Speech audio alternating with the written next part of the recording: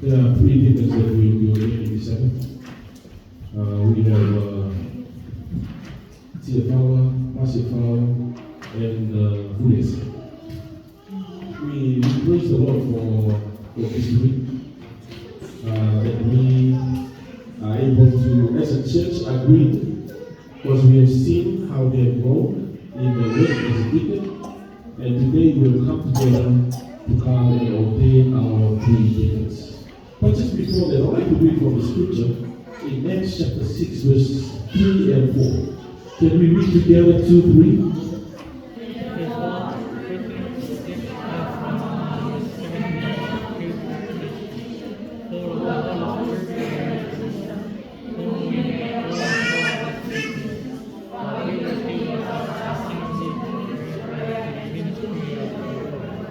Alright, so the apostles, they were doing the work. They were preaching, reaching out, but at the same time, there are a lot of issues coming up in the church. You know, there's not fair distribution of food. The widows are not taken care of. And then they always ask the apostles, please come, do this. Help us in doing this. Do this for us. So the apostle said this to the church. Okay? The apostle is speaking to the church.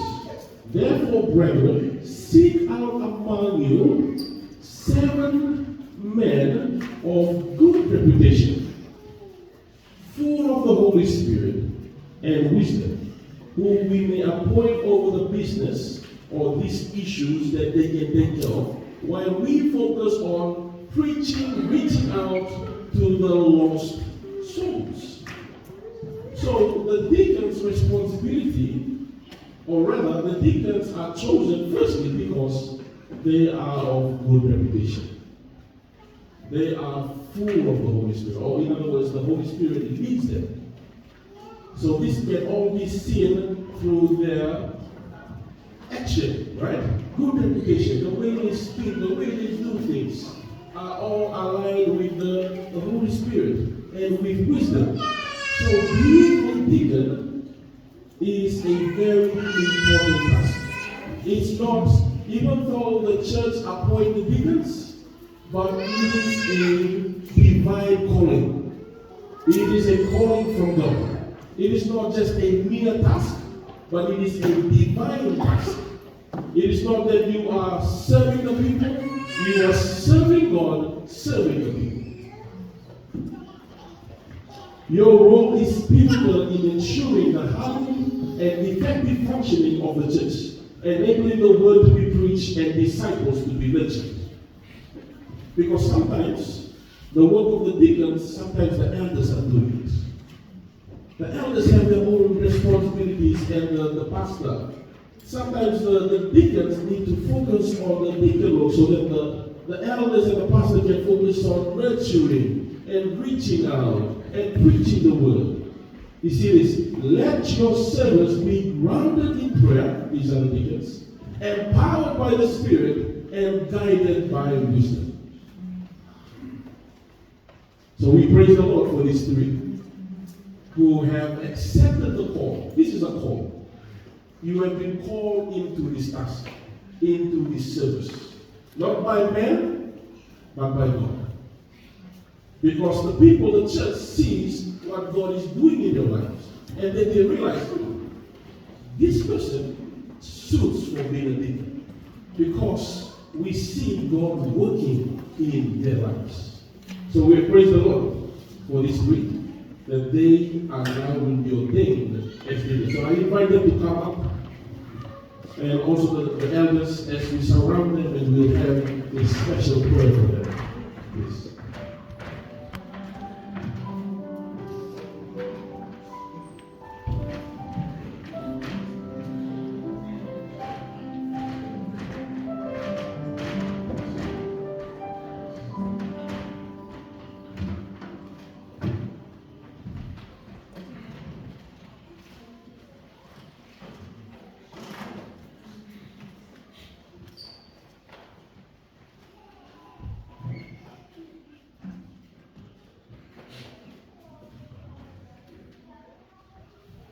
Please do pray with us as we pray for our deacons this evening.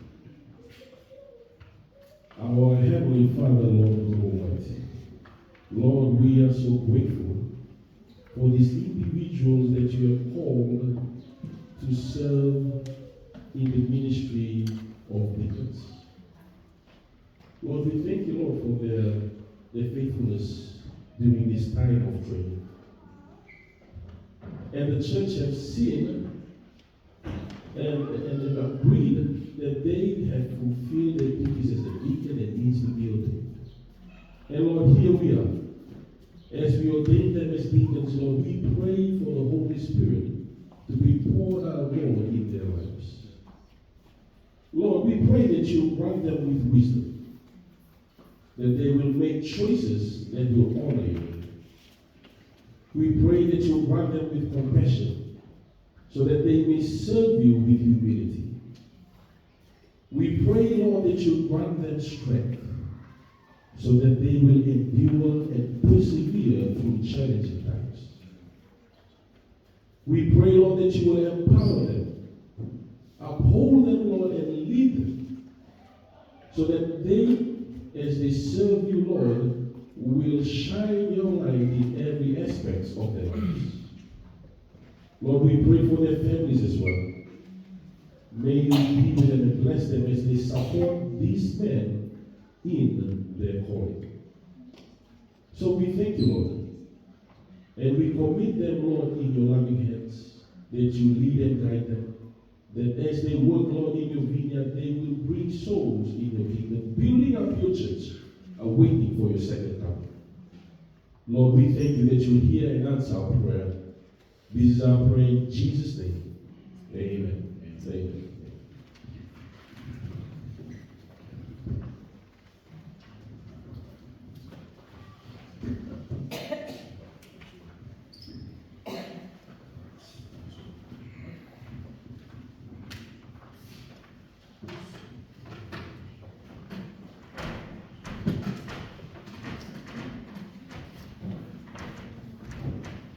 Can we say amen?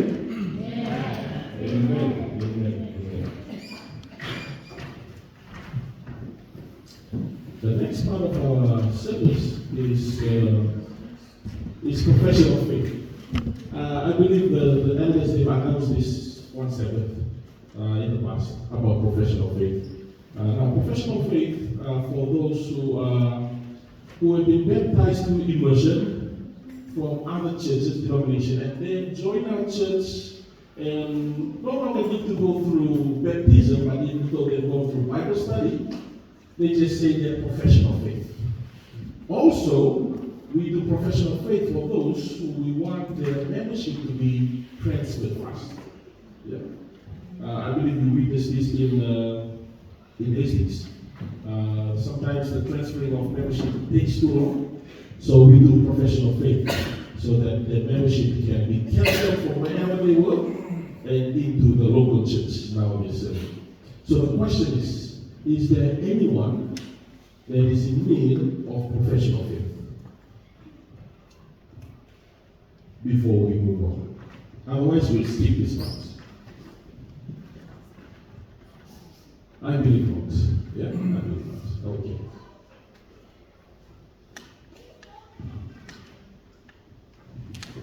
A special prayer.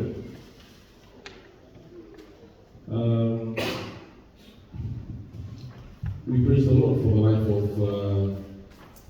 Elder Jacob and Philip and the son. You know, they could have been anywhere else in New Zealand.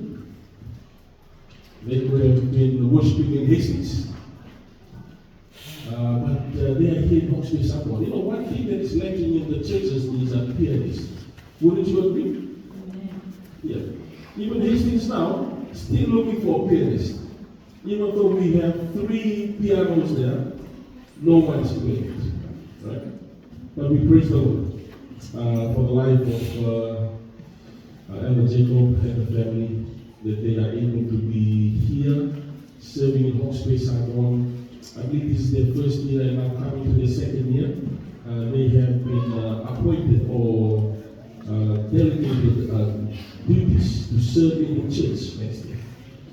But before we have a special prayer for them, I'd just like to share this.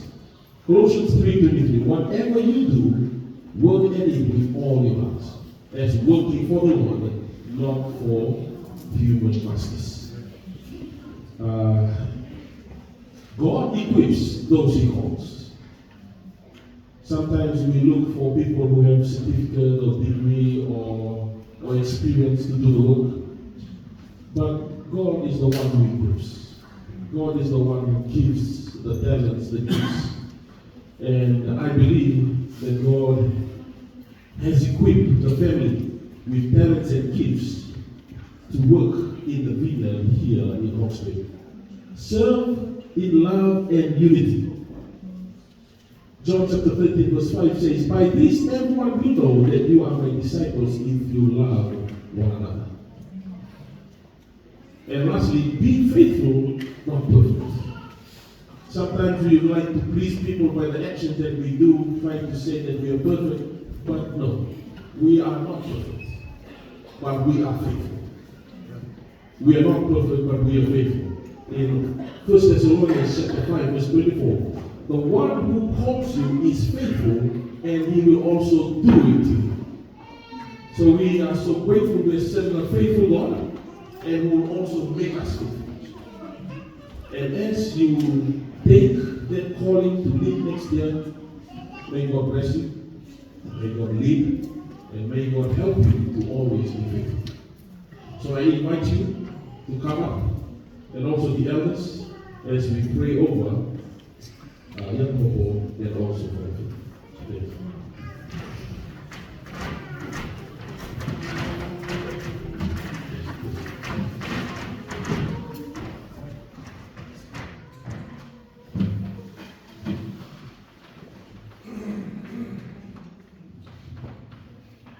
Please discern, let us bow our heads and let us pray for your corporate family.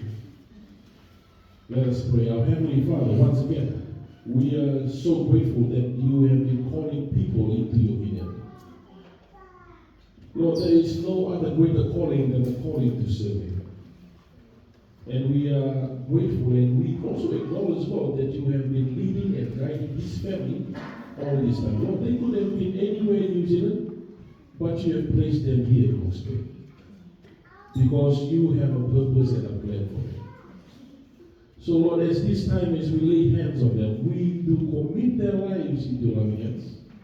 And we pray for the Holy Spirit, Lord, to come upon them. And as they take that responsibility next year, Lord, to serve you here in the church, in the community, we pray that you will bless them with wisdom, with patience, with love, with a heart of serving. And that you will continue, Lord, to remind them to be faithful. We thank you, Lord, that you will be with them. Bless their family, that their house will be filled with joy. Bless their son, their family who are here, their families back at home. Lord, we want you, Lord, to uplift their lives into your hands. Uphold them, Lord, with the righteous right hand. Keep them, Lord. Lead and guide them. This is our prayer. In Jesus' name, amen. Amen.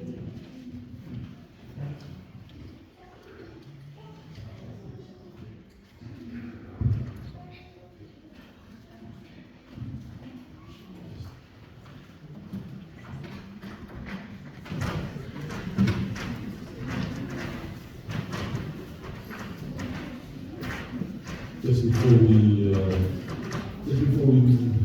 dive into our message, I'll invite the girls to sing one more song. Just to sing one more song, and then we'll have a short sermon.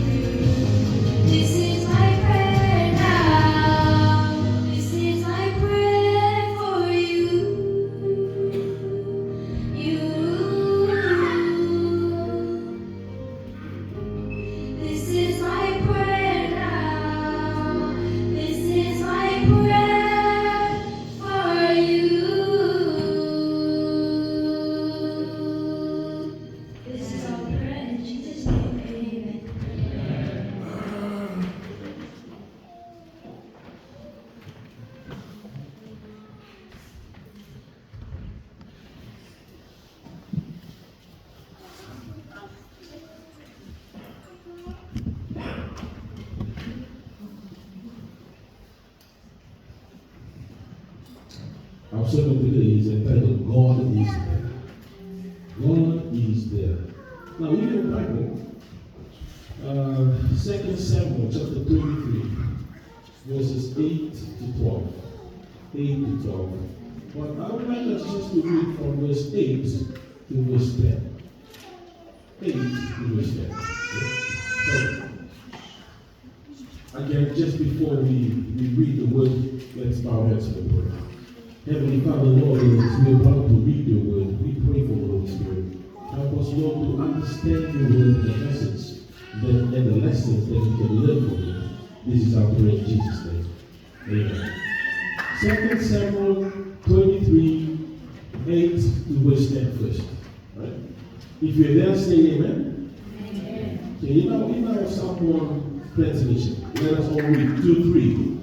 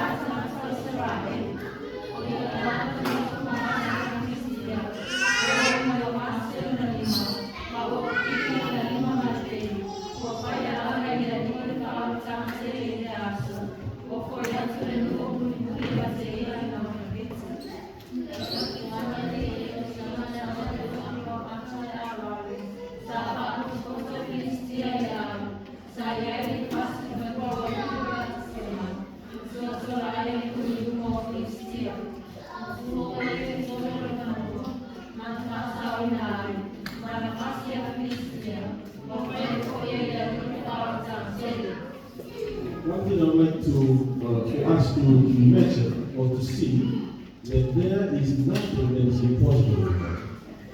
Now, if you start off the story, this is like way after when David defeated Goliath. Right? When David defeated Goliath, it is an impossible task.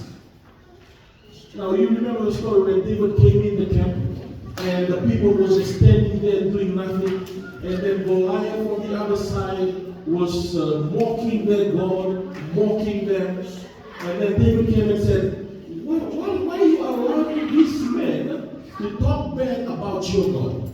Now, one thing that you really have to know is that David has never killed anyone. He has never been to war. What does David know about war? Nothing. But one thing he doesn't stand for is that to see someone else mocking his God. Yeah. So it is impossible, firstly, it is impossible for someone who doesn't know how to fight, go into battle and fight someone who's already been in war so many times in life. Not only that, it is impossible for someone, a child, to fight somebody who is twice their height. Impossible. And not only that, it is impossible to fight in a war with a sling and a stone, pebble. Impossible. The story is just impossible. It is impossible to kill someone in battle with a stone, a small one, a pebble. It is impossible. But one thing is this. David, when he was talking to Saul, he said to Saul, King Saul, he said this, it is because what God has done for me in the past, I was able to kill a lion. Impossible. Can you kill a lion? I was able to kill a bear. I was watching some documentaries, people running away from bears. It's impossible. But rather than running away, he ran after them. When a lion comes and takes one of the lamb, he goes and grabs the lamb from the lion and kills that lion. Impossible.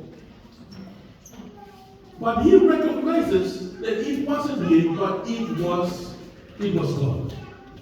And he told King Saul, the God who saved me from the lion's mouth, from the paws of the bears, he will also deliver this man into my hands. Impossible. but with God all things are possible. Now you read the story of this mighty man just like watching a movie. Because it is just impossible. Now it is said there, these are the names of David's mightiest warriors. The three top generals, right?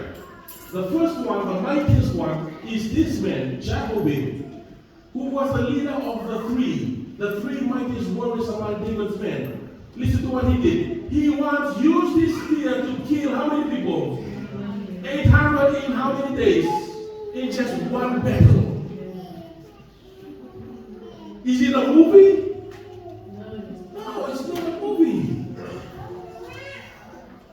Can somebody go into battle with 800 people? Fight 800 people. Can you survive?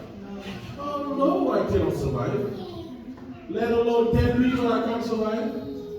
800 men with a spear. In one battle, he killed all of them. Impossible. Very impossible. Next in the rank is this man, Eleazar. This is what he did. He said that he stood beside David. He killed the Philistine until his hand was too tired to lift his sword. Only 2 men killing all these people until his hand was just too tired. Impossible. It is impossible. The final character, the third one is the one I like to focus on our sermon this morning. And that is in verse 11 and 12. Have you read verse 11 and 12? Did we read verse 11 and 12? Can we read that again? Verse 11 and 12? Please.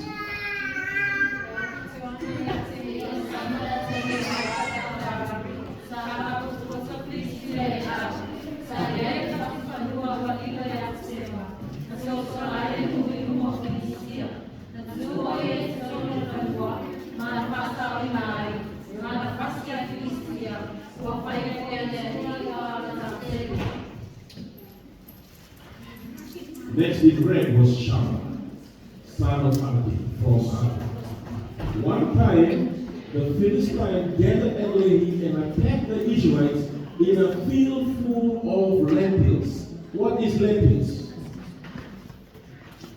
Those kind of peas or dal or those kind of seeds that we eat, right?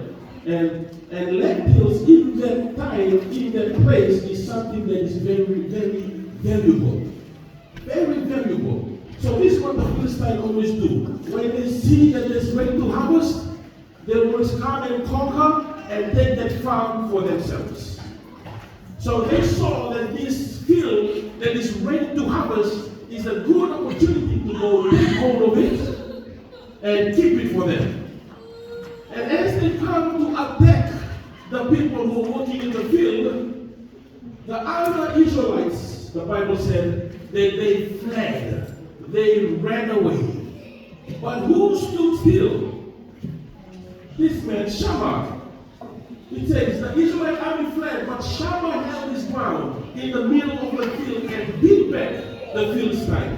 So the Lord brought about a great victory. Another impossible task. Now for those who are working in the orchard, right? Those who are working in the orchard, if you're doing your harvesting, and then suddenly some people come and want to cool your orchard, what would you do? You fear for your life and you run away. But this man, rather than running away, he stood still and fight against the Philistine. Was he victorious? Oh yes, he was victorious. Another impossible task. Another impossible task. So these are the 3 men, the top 3 mightiest men of David. Now if you read the story of David, as he was going around conquering the Philistine, he only had 30 men. 30 mighty men with him, conquering these cities of the Philistine. And these mighty men, they are experienced fighters. they have experienced the Lord. Not only that they have come to trust in the living God, the God of Israel.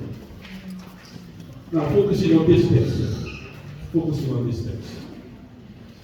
The question I would like to ask this Saturday is, what is the lentil or the field of lentils that we are able to stand up for? You see, as Sunday 23, we believe that in the future that we will face hard times. Not only hard times, any hard times, we know and believe that the truth will be trampled upon. That Satan will attack the truth of God. And when this time comes, what will you do? Will you stand up for the truth? Or will you let the enemy trample over the truth? The name, this name Shammah, it doesn't bring some idea what this name is, Shammah?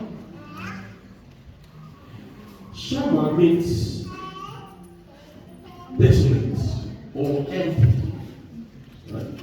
Shammah means desolate or empty, something that is left empty. Just like the field, when the enemy comes, it was left empty. People Shammah, desolate, left empty, right? But also Shammah means this. Shammah also means that God is present. Do you get that? Shammah also means that God is present. That if it seems like that everything is gone, it seems like everybody has left, it feels like it's empty, it feels like that you are alone, but remember that God is present. Because another name of God is which one? Jehovah Shammah. God is present. You know, like it or not, we will face difficulties in the future. The time is coming that just like this, the truth that we uphold will be attacked. The question is, are we able to stand for the truth? Maybe at work, maybe at school, maybe in our community, the truth will be attacked. But my prayer is this: when it feels like all hope is gone, remember that God is present. Jehovah Shammah. Even though it feels like Shammah, desolate, empty, everybody has left you, you are alone, but remember, Jehovah Shammah, He is present. These people here, they are able to do the impossible because they know that God is present. David was able to defeat Goliath even though he was the only one facing him. He knows that God is present. The three mighty men, they were able to fight off the enemies even though they were fighting alone because they know that God is present. Even though that you're doing things alone, everybody may have left you, know that God is present. Jehovah Shammah. And it is my prayer sincerely. You know, I always say this, we just do not know next year. Maybe next year Jesus will come. Maybe next year your truth that we uphold will be attacked. Maybe next year you will feel alone in the duties that God is calling you to. But my counsel is Jehovah Shammah. God is present. God is with you. God will guide you, and God will give you victory. Just like how He gives victories to all His men. So it is my prayer for the women ministry also as we come to a close, that God will bless the women ministry in their plans next year as they continue to reach out to other women in the community here in Austin. And now, I humbly just ask the women the women ministry, just to come up, we'll have a special prayer. We'll have a special prayer for the women ministry. Just to come up here, we'll have a special prayer, then we'll have a closing song and a closing prayer. I invite the elders as well, please.